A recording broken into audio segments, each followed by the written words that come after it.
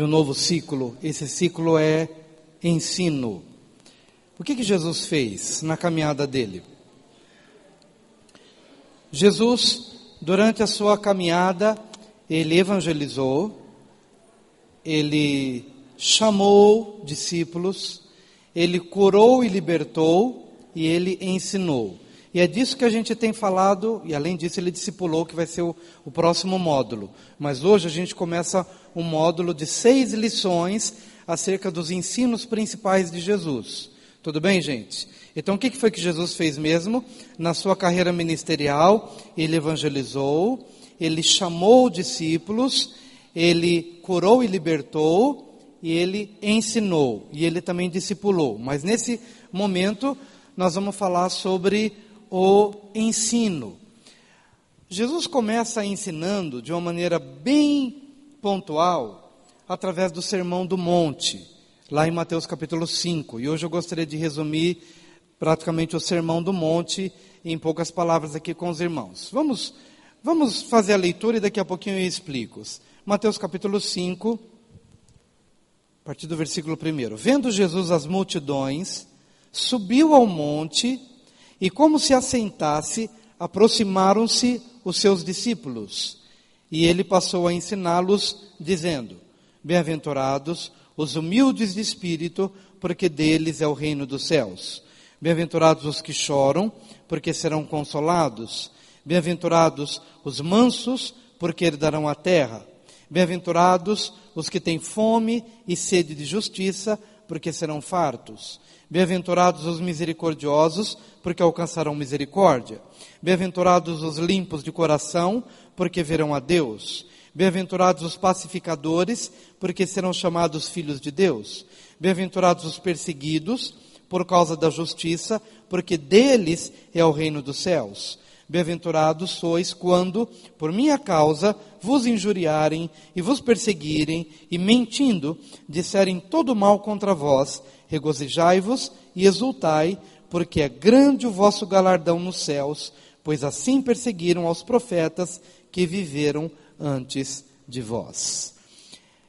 As bem-aventuranças, bem-aventurado significa feliz, significa abençoado, significa aquele que verdadeiramente tem razão para ser feliz. Essas bem-aventuranças são parte do Sermão da Montanha. O Sermão da Montanha, ele é muito mais amplo. Ele compreende o capítulo 5, o capítulo 6 inteirinho e o capítulo 7 inteirinho. Ele vai terminar lá no versículo 28 do capítulo 7, quando Jesus acabou de proferir essas palavras, estavam as multidões maravilhadas da sua doutrina, porque ele as ensinava como quem tem autoridade e não como os escribas. Então, o Sermão da Montanha, ele compreende capítulo 5, capítulo 6 e capítulo 7. Mas ele começa com as bem-aventuranças. Para a gente entender as bem-aventuranças, a gente precisa também compreender o contexto em que Jesus estava. Presta atenção agora, olha para mim e perceba as duas realidades que Jesus tinha diante dele, que o motivou a falar como ele falou, especialmente dentro do contexto das bem-aventuranças. Presta bastante atenção. O povo judeu, para quem ele ministrava, estava vivendo uma grande expectativa de mudança e de libertação. Porque havia um império sobre a nação de Israel, que era o Império Romano. E esse império, ele imprimia uma carga sobre o povo. Então havia uma necessidade de libertação do império. Havia uma mensagem desde o Antigo Testamento dizendo: olha, o Messias vai vir. E eles ficavam naquela expectativa. Quando o Messias vier, esse Messias vai vir montado num cavalo branco, e ele vai quebrar o poderio militar do Império Romano, esse jugo vai ser acabado, e nós vamos agora verdadeiramente ser cabeça, e não mais cauda, e nós vamos, então, viver a liberdade. E eles experimentavam, eles tinham uma expectativa de uma libertação política. Eles queriam um reino para hoje, um reino visível, um trono visível para aqui e agora. E queriam algo que fosse palpável, alguma coisa material. Quando Jesus vem ministrar sobre o Sermão da Montanha, o que ele vem fazer? Ele vem tirar do coração do povo essa expectativa falsa.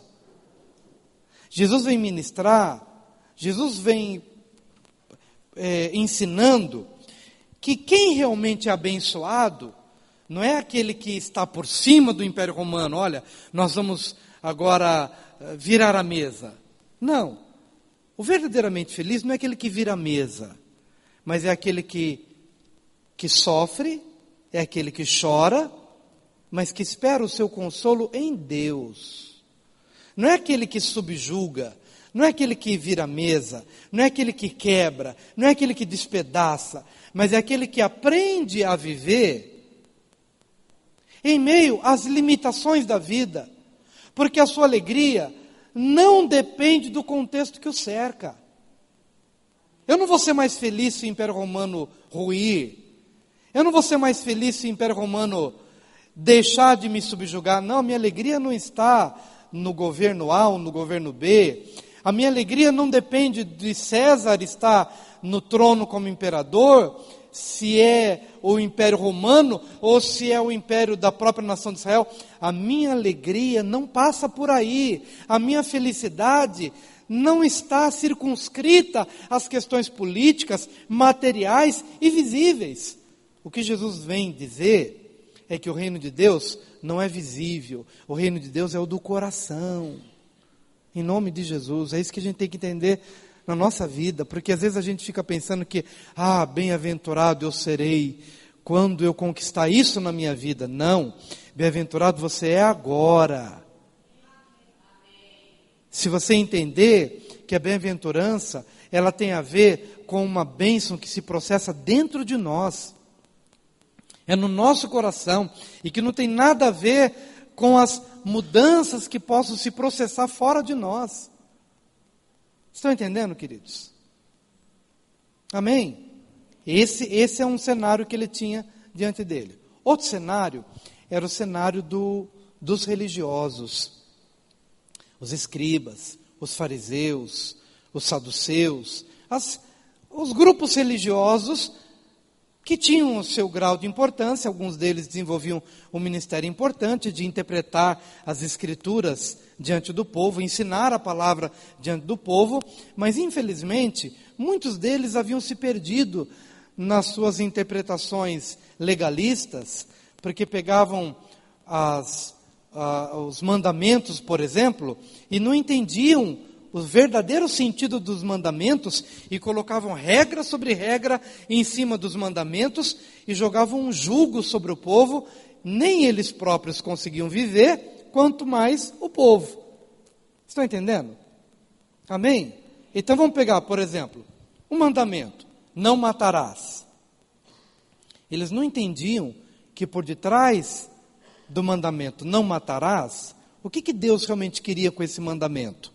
Não fale mal do outro, não mate o outro no seu coração, não difame o outro, não calunie o outro, porque de todas essas maneiras você está matando alguém. Só que os religiosos da época não entendiam que por detrás de cada lei havia uma intenção divina, havia um espírito, havia uma intenção, um espírito da lei. O que Deus quer com esse mandamento? Quando você não entende o mandamento, você acaba criando regra sobre regra, e fica uma coisa insustentável, insuportável, e o povo dos dias de Jesus estava andando cansado, porque esses escribas, fariseus e os saduceus colocavam um jugo que o povo não conseguia cumprir, que eles próprios não conseguiam viver. Então o povo todo vivia uma religiosidade. Por exemplo, quando Deus disse, não adulterarás, Ele não estava apenas querendo dizer, não vá para um determinado lugar com uma outra pessoa que não seja a sua esposa ou que não seja o seu marido. É mais do que isso. A intenção da lei diz o seguinte: escuta, não deseje uma outra pessoa no seu coração. Seja leal e seja fiel à pessoa com quem você convive, porque você pode não adulterar fisicamente, mas pode adulterar no seu coração. Por detrás de cada lei há uma intenção, há um espírito. que os escribas e fariseus e religiosos da época não conseguiam entender. Mas o que Jesus vem fazer nos seus dias? E está aqui no Sermão da Montanha. Ouvistes o que foi dito: não matarás. Eu, porém, vos digo, se alguém odiar alguém no seu coração, já o matou. Então você já transgrediu o mandamento. Ouvistes o que foi dito: não adulterarás. Eu, porém, vos digo, se você olhar para uma mulher com uma intenção impura, você já adulterou no seu coração. O que vem Jesus fazer no Sermão do Monte, no Sermão da Montanha? Ele vem mostrar quem verdadeiramente é feliz, e essa felicidade não depende de uma mudança política, de uma mudança externa, ou de uma mudança de realidade material, porque o reino de Deus se manifesta no coração, no seu interior, de maneira que verdadeiramente feliz é alguém que compreende isso dentro de si.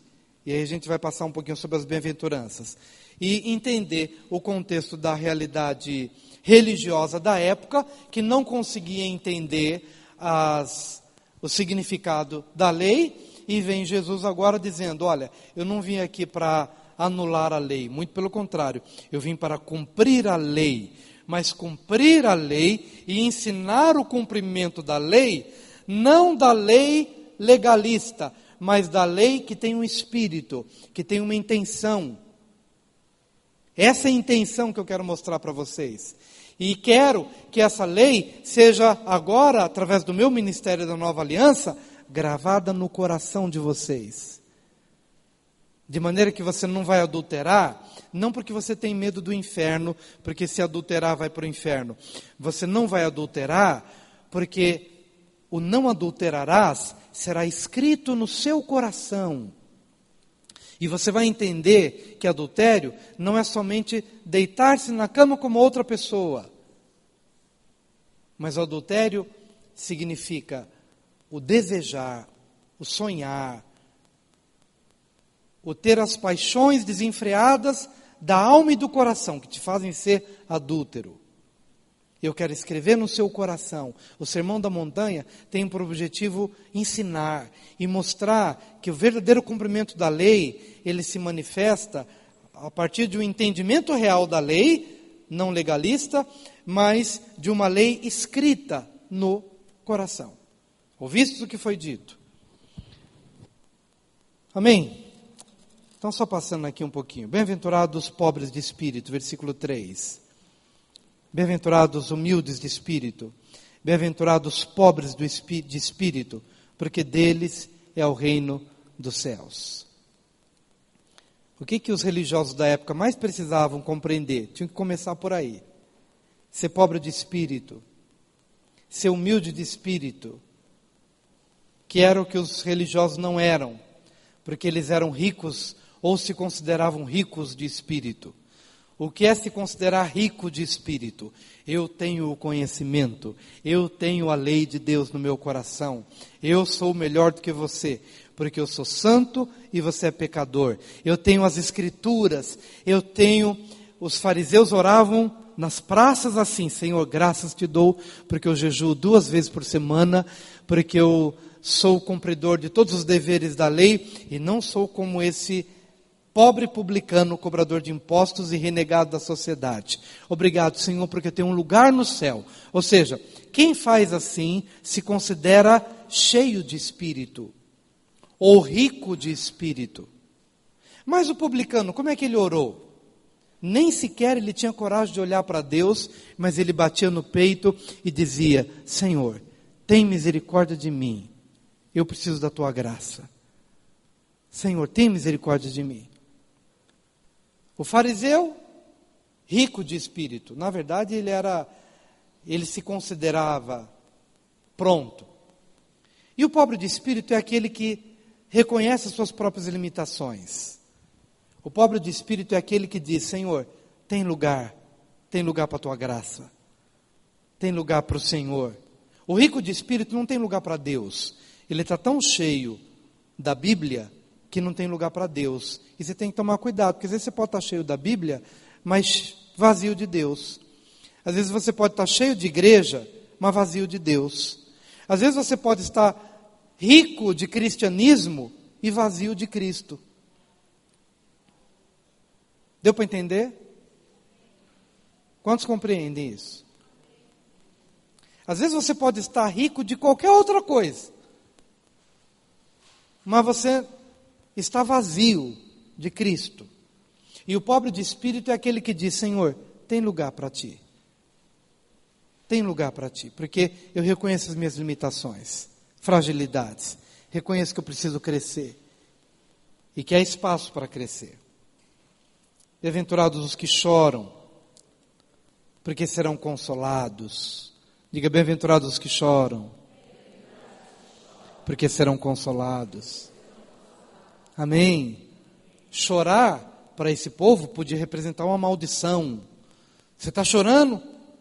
Então você está debaixo de maldição. Você está chorando? Então você está debaixo de pecado. É porque você está debaixo do império do jugo romano. Quando a gente quebrar esse jugo romano, a gente vai ter alegria de uma liberdade. E Jesus está dizendo: não. Bem-aventurados os que choram, mesmo debaixo do império romano. Bem-aventurados os que choram debaixo do nazismo. Corrie ten Boom tem um testemunho tremendo, que ela se converteu por causa da vivência da irmã dela. No período do nazismo, sendo levadas cativas pelos soldados alemães, e perderam tudo, foram espoliadas de todos os seus bens. E esses soldados alemães eram soldados cruéis, que tiravam a vida das pessoas, que roubavam o ouro da casa, que matavam o idoso, o pai e a mãe.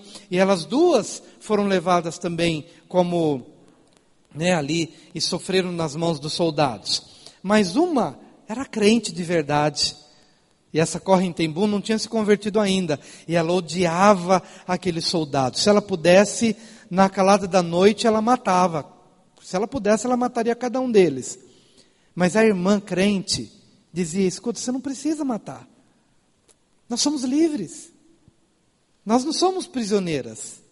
Você não está vendo? A gente é prisioneiro sim, olha o que eles fizeram com a nossa família, olha o que eles fizeram com tudo que nós temos. E a irmã crente dizia: escuta, nós somos livres. O Evangelho nos liberta.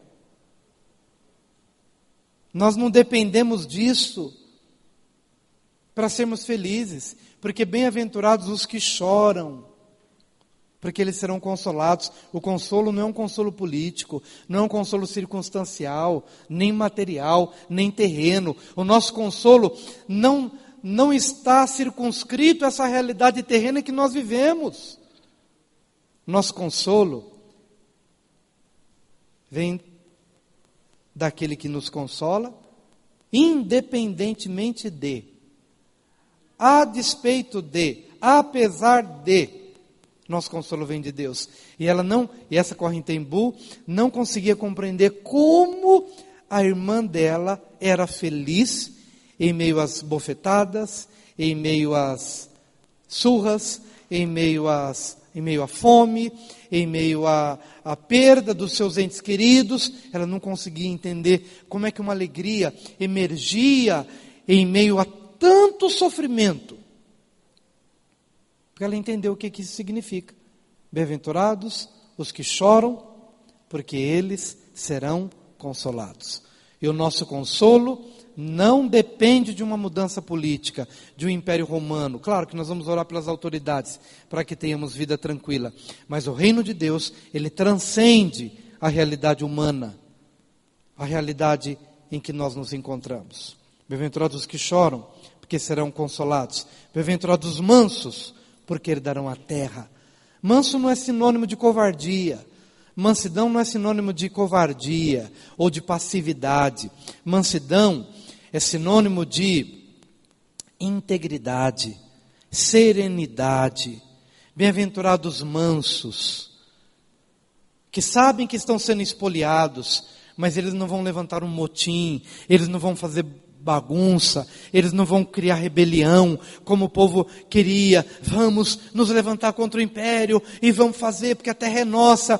Bem-aventurados mansos, os íntegros, os que esperam. Bem-aventurados aqueles cuja mente, cujo olhar está voltado para Deus, porque a conquista da terra é mais uma conquista espiritual do que uma conquista terrena. A conquista das nossas coisas, queridos, Deus nos coloca a conquistar muitas coisas, mas as nossas conquistas, acima de tudo, são no joelho, no chão. A conversão das pessoas a quem a gente ama é no joelho, não é no nosso muito falar, não é na nossa briga, não é na nossa insistência para que as coisas aconteçam, é no joelho no chão, é na nossa dependência de Deus, é na integridade, é num caminhar que sabe esperar em Deus.